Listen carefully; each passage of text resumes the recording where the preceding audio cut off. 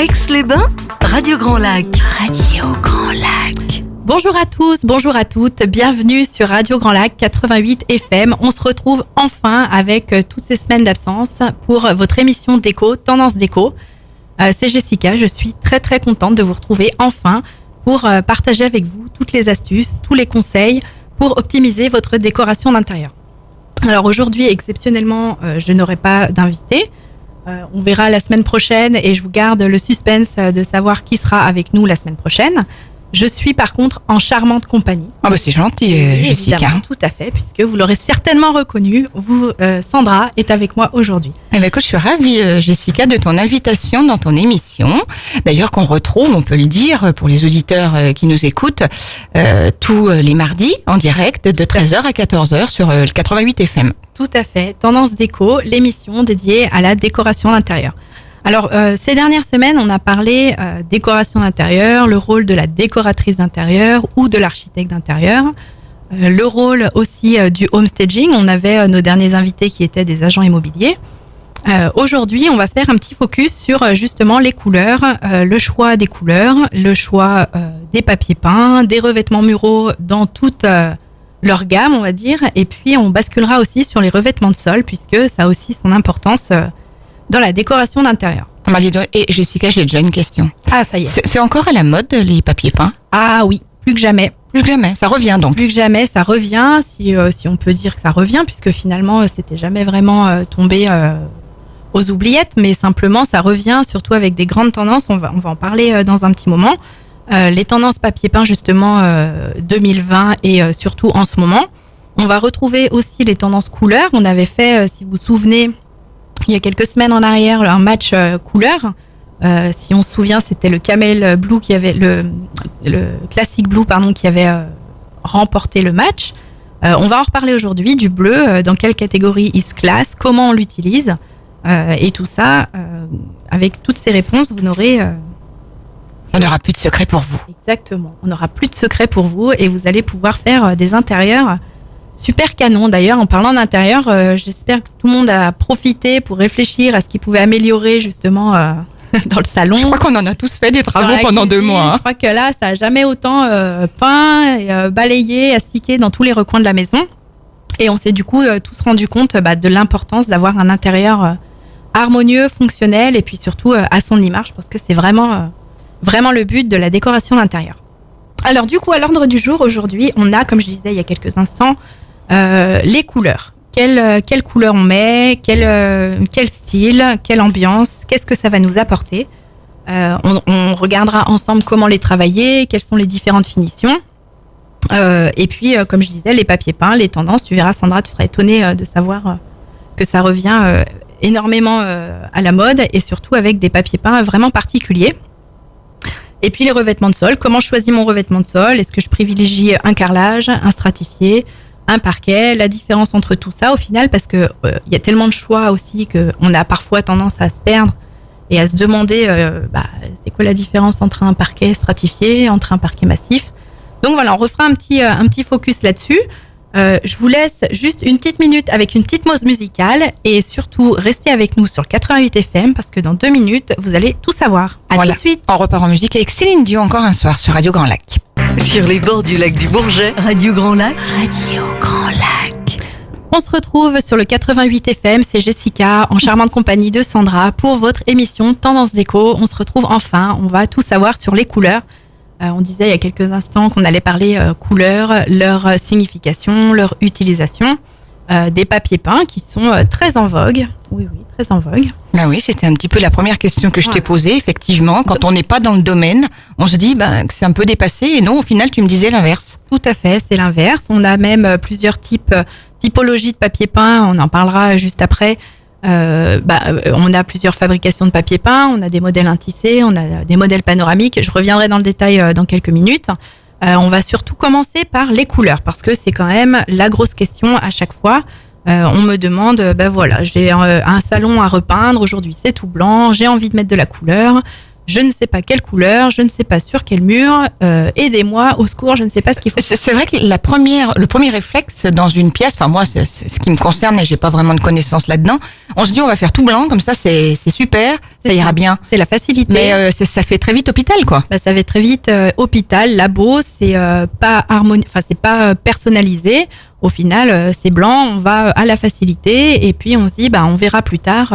Souvent on peint en blanc pour s'installer dans une maison, un appart et on voit le reste plus tard et souvent ça traîne et à force le blanc on peut plus le voir. Donc on cherche à mettre de la couleur dans notre intérieur, simplement quelle couleur, pourquoi faire et où. Donc déjà à la base, avant de savoir quelle couleur utiliser, il faut les connaître. On va revoir ensemble un petit vocabulaire entre guillemets de couleurs. Donc tout le monde connaît, ou peut-être pas d'ailleurs, mais le cercle chromatique sur lequel se trouvent toutes les couleurs existantes. On a les couleurs primaires, les couleurs secondaires et les couleurs tertiaires. Alors question, les couleurs primaires, que tu les connais? Mais oui, Jessica, je t'en prie, vas-y. Alors les couleurs non, mais primaires, si, bien sûr que je les connais, mais peut-être pas forcément toutes. Donc, tout à fait. Alors les couleurs primaires, il y en a 3. C'est les 3 couleurs de base avec lesquelles on va dénuancer toutes les autres. Il y a le jaune, il y a le rouge et il y a le cyan. Le cyan, d'accord. Alors le cyan, c'est le bleu. C'était justement, j'ai donné la réponse avant la prochaine question. On a donc le jaune, le bleu, le rouge, qui en vrai, le bleu s'appelle le cyan et le rouge en vrai s'appelle le magenta. De ces 3 couleurs primaires. Et le jaune, le yellow. Et le jaune, c'est le yellow sun, yellow sun of the sunlight. C'est ça, oui. Voilà, le jaune. Donc oui, en plus c'est la couleur du soleil. Donc on y reviendra. C'est très pertinent ce que tu viens de dire. Bah oui. On en reparlera. De ces 3 couleurs primaires, on va décliner les couleurs secondaires. On va les mélanger ensemble en fait. Je vais pas vous faire un cours complet, mais pour que vous puissiez comprendre, on va mélanger les couleurs primaires ensemble et à chaque fois, on va obtenir du vert, le orange et en 3e lieu, le violet. Et de là, on part à décliner les couleurs tertiaires. Toutes ces couleurs-là, elles se retrouvent sur le cercle chromatique. On peut les différencier. D'un côté, si on le coupe en deux, d'un côté, on va avoir les couleurs froides, de l'autre côté, les couleurs chaudes. Et quand elles se regardent face à face, on peut les appeler les couleurs complémentaires. Donc, les couleurs complémentaires, c'est celles qui sont en face directement sur le disque du cercle chromatique. Ces couleurs complémentaires, on peut dire qu'elles s'attirent mutuellement et on y reviendra, mais c'est des couleurs qui peuvent être mises ensemble dans une décoration d'intérieur. Bon, on redétaillera ça dans un petit moment.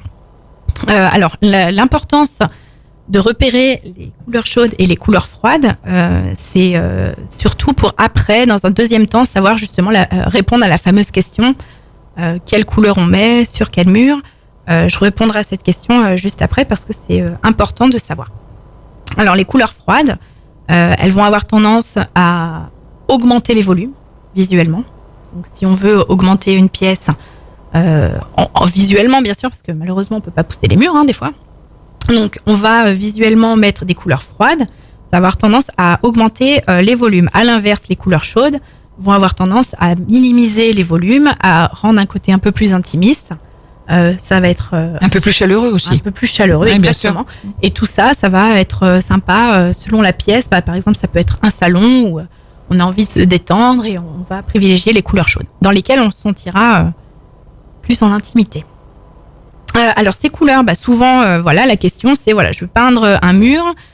Quelle couleur, où je la mets, pourquoi? Donc la première des questions au final à vous poser, c'est déjà quel style existe dans la maison si on part de quelque chose d'existant. Quels sont plutôt vos goûts? Ça veut dire des fois on élimine d'office le bleu parce que on n'aime pas du tout le bleu, donc évidemment par élimination on va avancer dans le choix de la couleur. Et puis qu'est-ce qu'on veut faire dans cette pièce? La fonction, c'est important aussi quand même. C'est pas uniquement une question de déco. Est-ce qu'on a une pièce qui a une hauteur de plafond très importante et à ce moment-là, on veut peut-être rabaisser le plafond. Donc là, sur ce... Donc on n'utilise pas des couleurs, pour le coup, qui sont plutôt froides, si on veut faire ça. Alors, puisque ça a tendance, comme tu dis, à agrandir visuellement la pièce. Alors effectivement, on va pas forcément utiliser des couleurs froides. Néanmoins, on va pouvoir le faire puisque le fait, par exemple, le premier point, on va peindre le plafond et un des murs dans la même couleur. On peut très bien partir sur du bleu qui est une couleur froide, mais le fait de peindre le plafond, ça va tendance à l'abaisser et visuellement à réduire la hauteur. Et puis on a aussi une autre possibilité, parce que peindre un plafond en bleu, c'est pas des fois ça peut faire peur ou en tout cas c'est réticent quand même de se lancer dans la peinture d'un plafond en bleu. On peut faire simplement un soubassement plus clair et puis le haut des murs plus foncé et là ça aura tendance aussi à écraser la pièce sur sa hauteur. Un point également, si on a une pièce étroite, si on veut élargir une pièce, par exemple un couloir ou une chambre qui serait tout en longueur, on va peindre le mur en face. C'est-à-dire quand vous rentrez dans la pièce, le mur qui se trouve en face de vous, on le peint en une couleur plus soutenue, ça va avoir tendance à écarter les murs latéraux. Et puis on va aussi peindre, pourquoi pas, le plafond. Encore une fois, ça aura tendance à élargir la pièce. À l'inverse, on a une pièce large qu'on veut réduire. On va faire l'inverse, c'est-à-dire on va peindre les deux murs opposés et là on va créer une sensation de couloir et on va réduire visuellement la pièce. Je trouve que c'est hyper logique ce que tu dis en plus. Complètement. Voilà, ça tient de la logique. Ça tient de la logique. Le tout est de le savoir. C'est vrai. C'est comme tout. Si on le sait pas, Ça y est, j'ai déjà tout compris. on le sait Tu peux m'embaucher. Génial. On va pouvoir repeindre le studio. C'est extraordinaire. Pourquoi tu le ferais changer de couleur toi un petit peu? C'est vrai que je me suis pas cassé la tête au départ. J'ai dit à on va faire tout en blanc et avec notre logo bleu, ça va super bien. Là, on a une superbe harmonie pour les personnes qui ont eu la chance de venir. On a une superbe harmonie de couleurs, n'est-ce pas? On est dans des camaïeux de bleu. On a bien bossé, hein? Oui, finalement, c'est quand même vraiment travaillé. J'avoue que là, on est. Non, mais c'est cool de donner ton avis parce qu'effectivement, on n'a pas l'avis d'une professionnelle et ça fait plaisir d'entendre. Et oui. Après, c'est vrai que il suffit qu'on ait du bon goût ou alors pas. Des fois, alors souvent, je vais pas faire, voilà. Mais souvent, c'est quand même une affaire de femme. La déco, voilà, je vais pas non plus. Ah bon? M'attirer des foudres de nos auditeurs, mais masculin, entre autres. Mais c'est vrai que c'est une affaire de femme. Donc voilà, là, ça se voit qu'on a la patte d'une femme. On se retrouve dans 2 minutes. On se fait une petite pause et dans 2 minutes, je vais vous expliquer comment on crée un espace juste avec de la peinture. Vous êtes sur le 88 FM, on écoute Mylène Farmer, Désenchantée. À tout de suite. Radio Grand Lac, la radio d'Aix-les-Bains, du lac du Bourget et du territoire Grand Lac. C'est toujours Jessica et Sandra sur le 88 FM dans votre émission Tendance Déco. On se retrouve aujourd'hui pour parler couleurs, comment les choisir, papier peint, revêtement de sol, la totale pour vous refaire une pièce en harmonie avec vos goûts et surtout bien choisir tout ça. On a parlé il y a quelques instants du choix des couleurs, les fonctions qu'elles avaient dans une pièce, comment rabaisser un plafond trop haut ou au contraire agrandir un couloir ou une pièce qui était trop étroite. À l'inverse, comment rétrécir une pièce trop large. On va voir là tout de suite comment créer un espace dans une seule et même pièce avec de la peinture. Alors effectivement, on a parfois l'envie, le besoin surtout, et ces dernières semaines, tout le monde y a été confronté, de se créer un espace de travail. Dans son salon, on n'a pas forcément une pièce consacrée à un bureau. On va voir comment on peut créer un espace différent dans le salon. Alors déjà, pour par exemple un bureau, on va choisir un endroit où on se sent bien, où on peut s'installer confortablement, où on sera opérationnel dans son travail et on peut délimiter cet espace grâce à la peinture. Ça peut être également un coin repas dans une pièce de vie ou une salle à manger ouverte sur un salon. On peut différencier ces pièces et les structurer sans cloisonner, sans fermer visuellement les espaces, simplement à l'aide de la peinture. Alors on a vu tout à l'heure les peintures avec les couleurs chaudes, les couleurs froides, comment les utiliser. On peut également, dans une chambre d'enfant, créer un espace bureau en différenciant les couleurs de peinture ou même ajouter un papier peint. On fera la transition après. Et on peut également créer un espace enfant dans un salon. Alors simplement, on va partir de l'existant et puis on va choisir une couleur. En faisant, ça peut être un angle de mur. On peut aussi, comme on disait tout à l'heure, peindre le plafond sur ce même angle afin de délimiter l'espace. Et visuellement, on aura un petit coin différent du reste de la maison pour s'installer, travailler. Ou ça peut être aussi un coin lecture. On peut, dans un angle, se faire un petit coin cocon avec, si vous avez suivi tout à l'heure, des couleurs chaudes qui vont avoir tendance à réduire et à à rendre ce côté. D'ailleurs, on fera une petite interrogation à la fin de l'émission pour savoir c'est prévu. si les auditeurs ont bien compris les couleurs froides et les couleurs chaudes. On est bien d'accord. Là, c'est essentiel pour voir si vous êtes à l'écoute et puis savoir si j'explique bien aussi, accessoirement. Ça peut être intéressant. Mais oui, Jessica, c'est bien. Alors, les couleurs, on a vu comment les utiliser. Il faut aussi savoir que sur les différentes peintures, et ce qui est important, entre autres, choisir la couleur, on va aussi pouvoir choisir la finition. Alors, sur les finitions de peinture, on a 3 choix. On va avoir la finition mate, on va avoir une finition satinée, et enfin, on va avoir une finition brillante. Alors, la tendance est au mat. Évidemment, on a ce côté plus moderne sur une finition mate. On va avoir... alors, quand on fait de la rénovation, l'avantage, c'est qu'on va plus facilement camoufler des petits défauts, des petites aspérités sur le mur en utilisant une peinture mate. Et puis, on va rendre cet aspect un peu plus feutré, un peu plus sobre, je dirais chic, entre guillemets, de cette finition mate de peinture. On a ensuite donc la finition satinée, où là, on va avoir un effet plus soyeux, un peu plus chaleureux qu'on retrouve pas avec le mat. Et on va pouvoir aussi privilégier des finitions satinées dans la salle de bain. On va aussi privilégier dans les pièces à fort passage comme les salons ou la cuisine, parce que on est sur une peinture qui a une robustesse un peu plus importante que la mat. Et enfin, on a la finition brillante qui renvoie la lumière. Et alors, finition brillante, il faut s'assurer qu'on a un support qui soit nickel, parce que on verra le moindre petite aspérité ou autre. Là, ce sera quand même plus visible. On peut aussi la privilégier dans les salles d'eau qui vont renvoyer de la lumière, où cette finition, va renvoyer de la luminosité. On verra aussi comment travailler une seule et même couleur ou plusieurs couleurs, comment on les associe entre elles. On voit les couleurs brillantes souvent. Alors déjà, avant de choisir la finition et la couleur, il faut aussi choisir l'endroit. Souvent, c'est la question, c'est quel mur. Les maisons d'aujourd'hui, elles ont énormément de baies vitrées. Donc, quand on rentre dans une maison, je voudrais peindre un mur. Oui, mais aujourd'hui, il n'y a plus de mur. Donc, façon de parler, c'est quand même parfois compliqué de se dire, on va peindre plutôt celui-là. Alors, la première des règles, c'est quand on rentre dans la pièce, on va se dire que la couleur qu'on veut mettre en avant, une fois qu'on l'a choisie, il faut qu'elle capte l'œil. C'est l'élément décoratif, c'est ce qui va donner le ton à la pièce. Et finalement, il faut que cette couleur, elle capte l'œil. Donc, ça va être soit le mur face à l'entrée ou le mur de côté. En privilégiant avant tout le mur qui est face à la fenêtre, face à la lumière, au puits de lumière, puisque c'est là-dessus qu'elle sera mise en valeur. Elle sera complètement inondée de lumière. Donc, c'est là qu'elle sera le plus mise en valeur. Si on fait l'inverse, c'est-à-dire, comme je disais il y a juste quelques secondes, aujourd'hui, les maisons où il y a beaucoup de baies vitrées, finalement, on a un baie vitré en face, une baie vitrée à droite, une à gauche. Et pour trouver le mur qui est face à la lumière, ça se complique. Donc, on va privilégier un autre mur qui capte le regard quand même.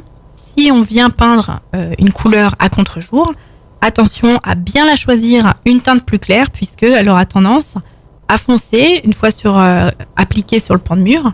À contre-jour, la couleur aura tendance à être plus foncée que ce qu'on voit sur l'échantillon. Donc, au niveau des couleurs de mur, c'est important. On peut les travailler, comme on disait tout à l'heure, de 3 façons. On le dit dans 1 minute, 2 minutes, 3 minutes. On se fait une petite pause et on se retrouve. Avec plaisir, Jessica, tout de suite.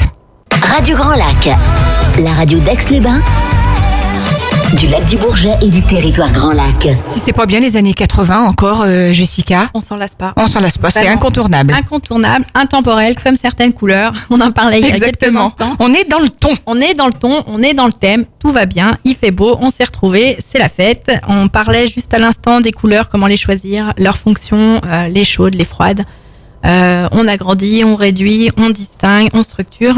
On parlait des finitions de peinture et on parle aujourd'hui, là tout de suite maintenant, de comment travailler ces couleurs. Souvent, on a envie de mettre 1 couleur, 2 couleurs, 3 couleurs. Attention, on ne mélange pas tout. On va pouvoir travailler les couleurs en camailleux. Donc en camailleux, ça veut dire on va choisir une couleur et on va la décliner sur plusieurs nuances. On va utiliser toujours, en théorie, ce fameux cercle chromatique où on va utiliser 3 couleurs qui se touchent, c'est-à-dire si on part, depuis tout à l'heure on prend le bleu comme exemple, on va partir sur du orange. La couleur orange, on va décliner un camailleux de orange, on va choisir 3 oranges qui se touchent sur le cercle chromatique. Orange au hasard, et finalement ça tombe bien, c'est la couleur complémentaire du bleu. On peut travailler sa déco en couleurs complémentaires. On va choisir, alors qu'est-ce que ça veut dire? On va avoir 2 couleurs. On va, comme je disais tout à l'heure, prendre le cercle chromatique. On choisit une couleur qui sera prédominante et on choisit sa couleur complémentaire, c'est-à-dire celle qui est complètement en face sur le cercle chromatique. Après, quelle que soit la nuance, ça peut être très marqué, beaucoup plus dans les pastels. Simplement, on va travailler en complémentaire. On utilise une couleur prédominante environ à 70% dans la pièce et les 30% restants, en dehors des tons neutres bien sûr, on utilise sa couleur complémentaire. Et puis on va utiliser du ton sur ton. Alors l'exemple, c'est pas une couleur, mais partons sur du blanc. Si on fait un total look blanc, on va être sur un style tout de suite très contemporain, très épuré. Total look blanc, total look rose pour une chambre. Là, on est vraiment, faut être super fan d'une couleur. Mais ça se fait, ça se travaille, ça peut être peinture, et après ça peut être aussi de l'accessoire. Alors peinture, ça peut être aussi papier peint. On en parlait tout à l'heure, c'est très tendance. Il y a certains modèles qui reviennent, qui ont vraiment leur place à part entière en ce moment sur les papiers peints. Tout à l'heure, on disait qu'il y avait aussi différents papiers peints. On peut partir sur de l'intissé. On a aussi, alors c'est pas une autre sorte de papier peint, mais ce qui se fait énormément en ce moment, c'est le panoramique. Alors le panoramique, c'est quoi? Mais justement, on va avoir la réponse en t'écoutant, Jessica. Alors le panoramique, on va choisir un modèle. Alors ce qui est très en vogue, parce que ça fait le lien, ce qui est très en vogue, c'est tout ce qui va être floral, décor, décor de montagne, décor de forêt, décor de jungle party. Et du coup, on va choisir un décor qu'on va pouvoir ajuster en fonction du mur. Et c'est alors. Pour mettre que sur un mur, pour le coup, parce que tu fais pas toute la chambre ou toute la pièce avec ça. Non, là, on serait dans un total look. Oui. On peut vite devenir peut-être dingue. Mais non, du coup, on va utiliser un mur. Alors, c'est des motifs qui se font beaucoup sur des têtes de lit. On va retrouver ça dans un salon aussi. Ça peut être côté salle à manger, ça peut être derrière un canapé. L'idée, c'est quand même qu'on puisse voir, de pas meubler devant ce panoramique, puisque l'idée, c'est quand même de voir ces motifs. La tendance est aussi beaucoup à l'art déco. On continue avec des tendances art déco. On a aussi énormément de fleurs. Des grosses fleurs, des roses, des vertes, de toutes les couleurs. On a aussi des motifs jungle. Alors là, on va retrouver beaucoup dans la salle de bain. On en parlera dans 2-3 minutes. Mais dans la salle de bain, quand on a envie d'une ambiance tropicale, on peut partir sur des motifs jungle. En tout cas, la salle de bain qui est ouverte sur une chambre parentale, par exemple, on fait une continuité. On va utiliser un papier peint jungle dans la chambre et on fait la continuité dans la salle de bain. Et là, on se croirait sur une île. C'est que moi, une panthère dans ma chambre, ça me ferait peur. Hein. Oui. Mais bon, après, il en faut pour tous les goûts. Panthère. Alors oui, du coup, quand je dis jungle, c'est vraiment de la fleur. C'est plus de la fleur, c'est pas des animaux. Non, c'est pas les animaux. Ah d'accord, tu me rassures. Non. Non, c'est les fleurs, les tropiques, les grosses feuilles vertes qu'on retrouve sous les tropiques. C'est vraiment, on joue à Robinson Crusoe en fait. Voilà, et puis on a aussi toujours une tendance qui est là, c'est les effets de matière, les imitations bois. Alors sur du papier peint, il faut vraiment trouver quelque chose de qualitatif pour qu'il y ait un effet sympa et réussi. Mais ça va être tous les effets bois, les effets briques, les effets de matière comme des imitations cuir. Ça peut être sympa aussi selon le style, selon la pièce. Ça peut vraiment tout de suite habiller le mur. C'est vrai que le papier peint par rapport à une peinture va habiller différemment le mur. Voilà, après, souvent, alors je mettrai quelques images pour illustrer tout ce qu'on dit afin de vous rendre compte de tout ce qui est tendance. Vous pourrez aller retrouver tout ça sur la page Facebook de Radio Grand Lac. N'hésitez pas à donner vos avis, on pourra en reparler la semaine prochaine. Donnez vos avis, j'aime ou j'aime pas, et puis pourquoi pas, je pourrais publier un match des papiers peints, comme on avait fait sur le match des couleurs. Pourrait être sympa de voir la tendance, si vous la suivez ou pas. Donc évidemment, quand on suit une tendance, on n'est pas forcé d'avoir quelque chose qui nous plaise, ou en tout cas, on n'est pas obligé de suivre les tendances, voilà où je veux en venir, pour avoir une déco d'intérieur qui nous plaise. On parle dans 2-3 minutes de revêtement de sol. On a fait les murs, maintenant on va faire les sols, même si en général on fait l'inverse. On parle dans 2 minutes, je vous fais la différence entre un parquet, un vrai parquet, un stratifié, des PVC, parce que ça aussi, c'est quand même très tendance. On a en tête des violinos, mais finalement, des revêtements PVC, ça se fait de plus en plus. On en parle dans 2-3 minutes. On se fait une petite pause, Sandra ? Écoute, avec plaisir. Vous êtes dans l'émission Tendance Déco avec Jessica. C'est tous les mardis en direct sur le 88 FM. De 13h à 14h, on écoute Patrick Fiori, peut-être. Et on se retrouve tout de suite. Radio Grand Lac, la radio d'Aix-les-Bains, du lac du Bourget et du territoire Grand Lac. C'est toujours Jessica en compagnie de Sandra sur le radio Grand Lac 88 FM. On termine cette émission Tendance Déco que vous retrouvez, comme disait Sandra, tous les mardis de 13h à 14h. On parle déco, on parle décoration d'intérieur, revêtement de sol. Aujourd'hui, on parlait du choix des couleurs, du choix des papiers peints. Tout de suite, on va aussi parler du choix des revêtements de sol parce que c'est important. On refait sa pièce de vie, on refait sa salle de bain. Qu'est-ce qu'on choisit, qu'est-ce qui existe, et puis la différence surtout entre certains produits, tellement il y a une multitude de choix. On a, alors le carrelage, je ne sais pas s'il faut encore le présenter, le carrelage, tout le monde sait ce que c'est, pourquoi on l'utilise, comment on l'utilise. La tendance, je dirais qu'elle est au grand format.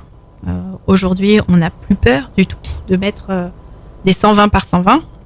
Donc ça crée... C'est plus rapidement posé. C'est plus rapidement posé, c'est surtout beaucoup plus lourd.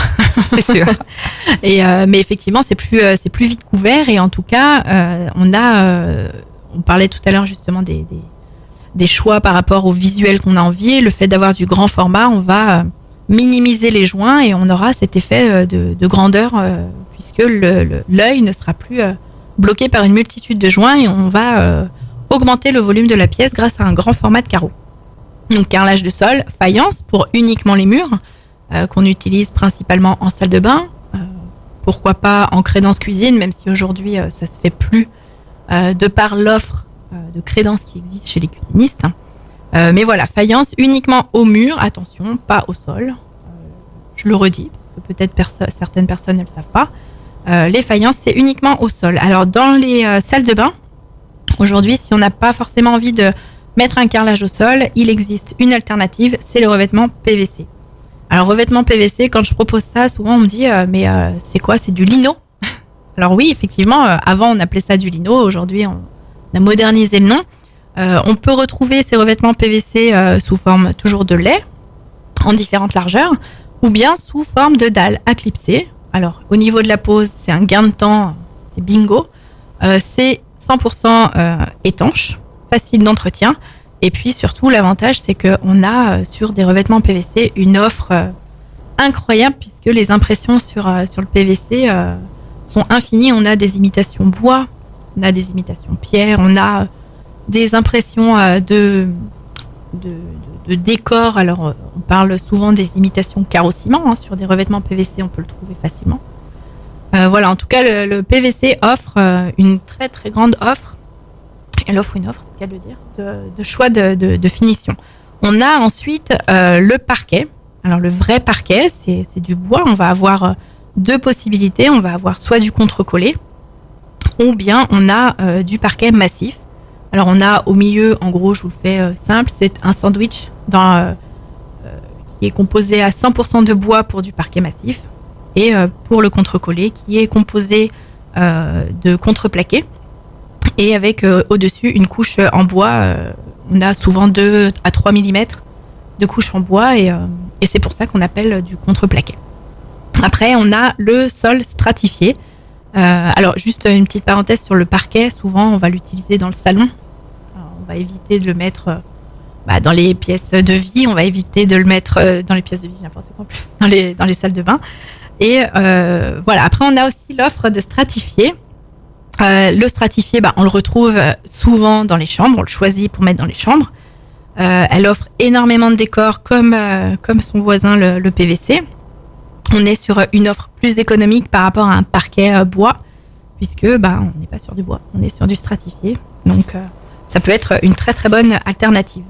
On a beaucoup de choix sur les faïences parce que, encore une fois, on a aujourd'hui des très très grands formats de faïences. On a des faïences qui sont rectifiées et qui nous permettent d'avoir des joints très fins, qui nous donnent cet effet, encore une fois, visuel et qui agrandit les espaces. On se fait... alors voilà, j'espère que toutes ces informations, toutes ces astuces vous permettront peut-être de faire des choix, vous permettront d'y voir plus clair. Comme je vous disais, je mettrai des visuels pour illustrer tout ce qu'on a dit. On va faire juste en 1 minute un jeu questions-réponses parce que j'avais fait un post pour que vous puissiez poser vos questions et être interactif sur la page Facebook de Radio Grand Lac. Est-ce qu'on a 1 minute pour se faire... Mais je t'en prie, Jessica, tu peux y aller tranquillement.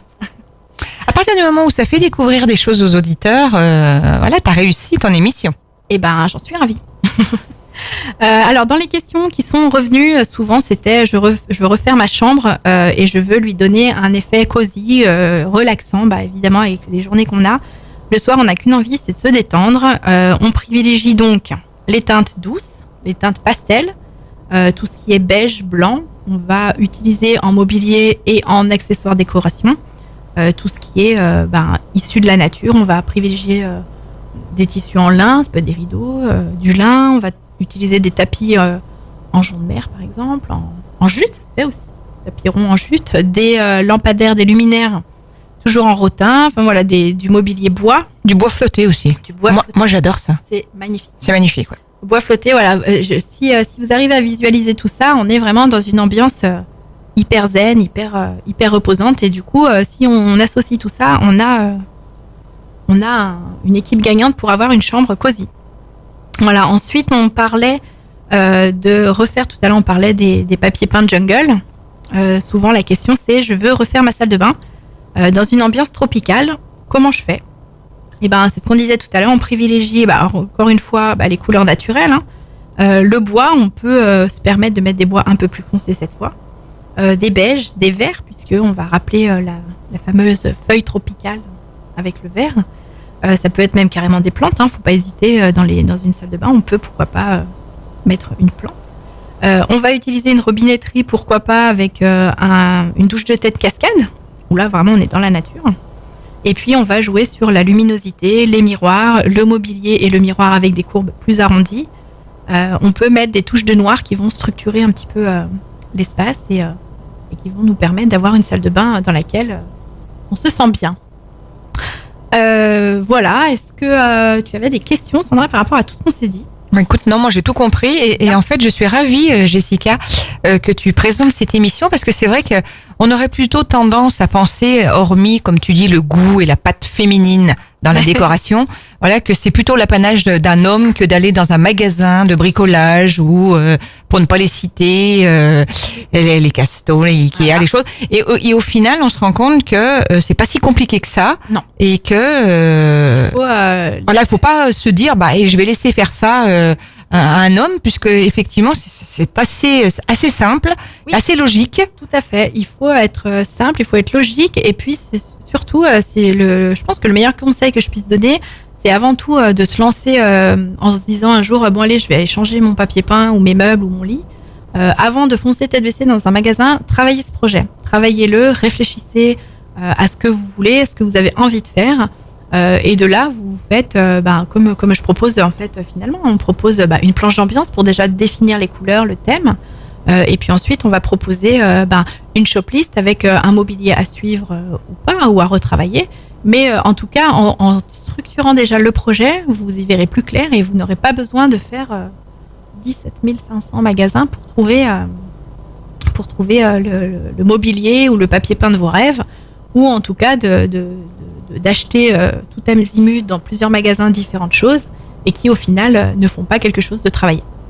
Voilà, c'est le meilleur conseil, c'est travailler votre projet avant de vous rendre dans les magasins. Sinon, Jessica, on peut retrouver quelques conseils que tu vas, comme tu l'as dit, poster sur la page Facebook de Radio Grand Lac. Tout à fait, je vais poster tout ce qu'on a vu aujourd'hui, je vais l'illustrer avec des visuels, vous pourrez retrouver ça sur la page Facebook. N'hésitez pas à donner vos avis, oui, ça j'aime bien, ça j'aime pas. Peut-être que je ferai aussi certainement un post sur le match des papiers peints, pourquoi pas, puisqu'on avait fait le match des couleurs, et puis on verra lequel est le plus à votre goût, lequel séduit le plus d'auditeurs. Très bien, Jessica, merci beaucoup. Merci à toi d'être avec moi aujourd'hui. Moi, je vous retrouve mardi prochain à 13h sur le 88 FM. J'ai une invitée surprise, je l'annoncerai certainement sur la page Facebook. Restez à l'affût, restez à l'écoute. Exactement, comme ça on sera fixé pour ton invité la semaine prochaine. En parallèle, restez bien fidèles à l'écoute de Radio Grand Lac, bien sûr, puisque ce soir vous allez retrouver une autre émission en direct à partir de 18h avec Pierre-Luc, qui fait sa traditionnelle émission comme chaque semaine, un jour, un lac, un entrepreneur. Et ce soir d'ailleurs on reste un petit peu dans le ton aussi, j'allais dire dans l'harmonie, puisqu'il va recevoir une architecte d'intérieur, voilà, qui officie sur Aix-les-Bains et sur Val d'Isère, qui s'appelle Laura Van Straten. Voilà, et qui nous fera le plaisir d'être en direct dans les studios de Radio Grand Lac avec Jessica aussi, qui sera, c'est cool que tu viennes ce soir participer à cette belle émission également. Donc voilà, restez à l'écoute de Radio Grand Lac et à l'écoute de la playlist. Il fait beau, donc profitez-en aussi pour prendre l'air tout en restant prudent avec les gestes barrières, bien entendu. Et puis voilà, vous retrouvez Pierre-Luc en direct sur Radio Grand Lac à 18h ce soir. Et je suis très contente d'être là et de la rencontrer aussi. Voilà, et puis sinon, Jessica, à la semaine prochaine pour toi. À la semaine prochaine, bonne semaine. Passez une bonne journée à l'écoute de Radio Grand Lac. Radio Grand Lac. La radio d'Aix-les-Bains, du lac du Bourget et du territoire Grand Lac.